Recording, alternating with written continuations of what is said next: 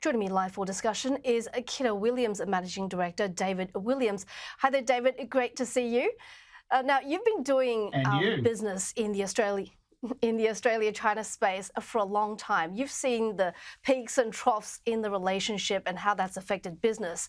Based on that, what do you make of the Albanese trip so far and what it means for business?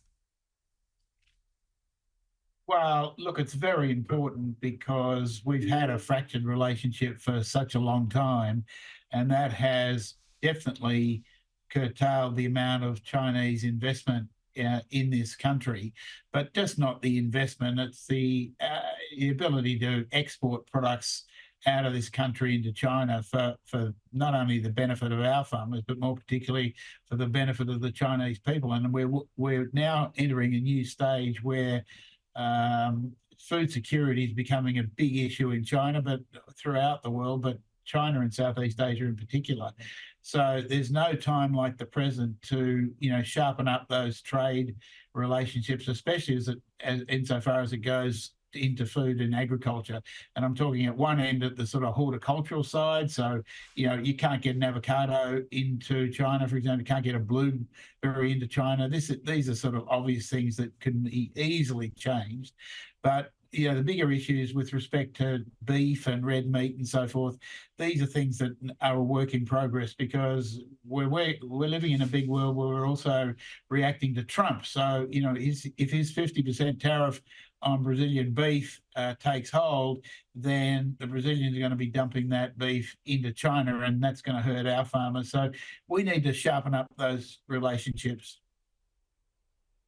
But given some of China's, shall we say, erratic practices on trade in the past few years, it's no wonder that we're a little bit reticent about Chinese investment, about doing any sort of cooperation with China. What do you make of that caution, that fear?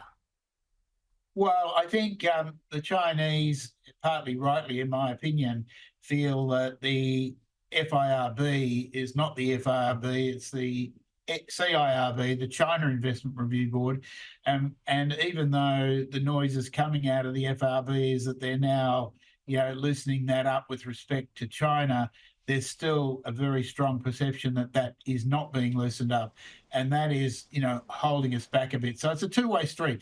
I don't care about how crazy they are.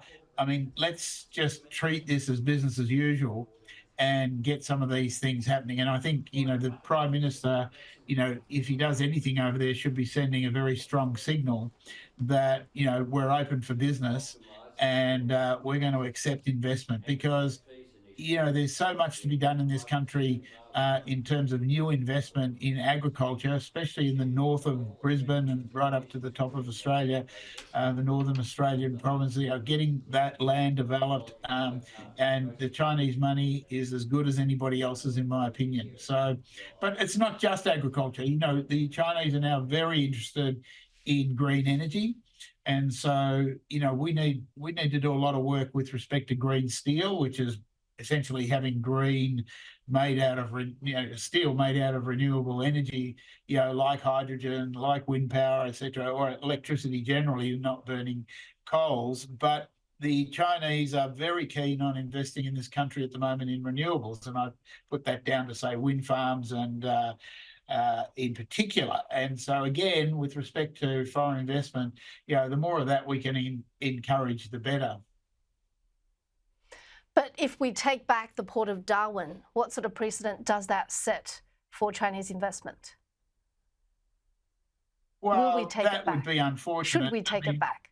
Yeah, I don't think we will take it back. There's a lot of loose talk, but, and if you say it quickly, gee, what would an American warship or an Australian warship coming into the port of Darwin, they'd be very worried. Listen, you can put Chinese students all around the port if you want, and they can count how many ships are coming in and how many people are on them. I don't think it's such a big deal. I probably wouldn't have done it in the first place, but it's done. And now there's others. If you really thought that was a problem, you can develop a port on the Tiwis, you can develop a port in Papua New Guinea, which they're doing in any case. but that's not a big deal for. I think it would be very unfortunate if it was taken back, and more particularly because I'm not sure it's such a big deal anymore. So you counsel a lot of Aussie businesses when they try to sell to China. What are lessons for them when they get caught between opportunity and geopolitics, like they were a few years back? Well, I think because we think the FRB is just too slow. If I'm a Canadian company buying an almond orchard here, I can reasonably expect that I'm going to have that approved in 4 to 6 weeks.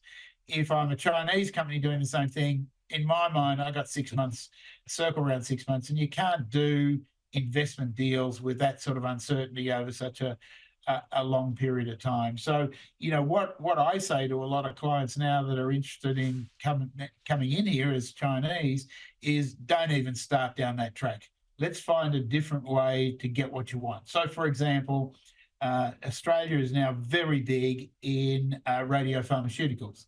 And, a recent example is China Grand, one of the largest pharma companies in China, bought 8% of Telix and got the distribution rights for the greater China area, China, Taiwan, Hong Kong, etc. And that really gave them all that they needed, but it also gave the share market all it needed as well. But, in a different world, China Grand might have taken the whole of Telix over. So there's other ways of cutting the cake, I think, when you get right to the nub of what it is that a Chinese investor wants. It may be that they just want to take food back to China, in which case we could do distribution deals rather than having to buy the company itself. But I think we need to allow them the flexibility to structure these things more holistically than they're doing it at the moment by trying to go around the back door or find other ways of doing business. Are you at all worried about China as a security threat? I'm worried about everybody as a security threat. To be honest, I'm being flippant, but no, I'm not worried at the moment about China as a security threat.